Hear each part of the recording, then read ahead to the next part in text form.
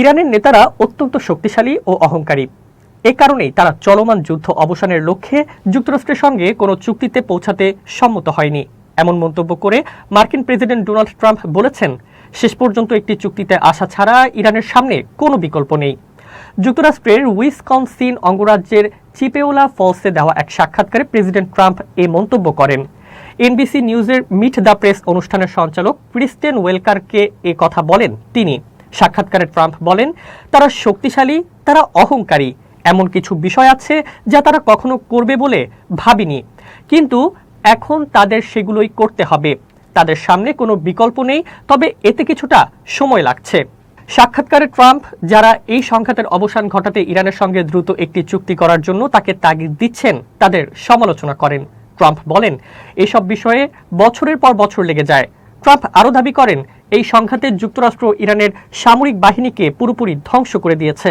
তবে তিনি বলেন, ইরানের কাছে এখনও কিছু ক্ষেপণাস্ত্র ও ড্রোন রয়ে গেছে। ট্রাম্প বলেন, তাদের বেশিরভাগ ড্রোন তৈরির কারখানা গুঁড়িয়ে দেওয়া হয়েছে, বেশিরভাগ উৎক্ষেপণ কেন্দ্র ধ্বংস করা হয়েছে এবং বেশিরভাগ ক্ষেপণাস্ত্র উৎপাদন এলাকাগুলো ধ্বংস করে দেওয়া হয়েছে। কিন্তু তাদের এখনও কিছু সক্ষমতা আছে, তাদের কিছু ক্ষেপণাস্ত্র ও ড্রোন রয়েছে। আমি বলবো শতকরা হিসাবে তাদের হয়তো 21 থেকে 22% ক্ষেপণাস্ত্র বাকি আছে। এটিও অনেক ক্ষেপণাস্ত্র, তবে আমরা যখন প্রথম হামলা চালিয়েছিলাম তার তুলনায় এটি কিছুই না। ইরানের ওপর যুক্তরাষ্ট্রের আরোপিত নৌ অবরোধ আগামী সেপ্টেম্বর মাসের শ্রম দিবসের পরও বহাল থাকার সম্ভাবনা কম। চলতি সপ্তাহের শুরুর দিকে পারস্য উপসাগরে উপর্যুপরি হামলা চালিয়ে ইরান দেখিয়েছে যে তাদের এখনও ক্ষেপণাস্ত্র ও ড্রোন হামলার সক্ষমতা কতটা, এমনকি তারা কুয়েত আন্তর্জাতিক বিমানবন্দরেও আঘাত হেনেছে। প্রেসিডেন্ট ট্রাম্প দীর্ঘ সময় ধরেই ইরানের কড়া সমালোচক।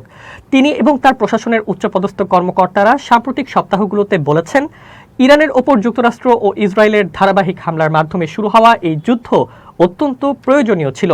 মূলত ইরান যেন পারমাণবিক অস্ত্র তৈরি করতে না পারে তা নিশ্চিত করতেই এই পদক্ষেপ নেওয়া হয়েছে।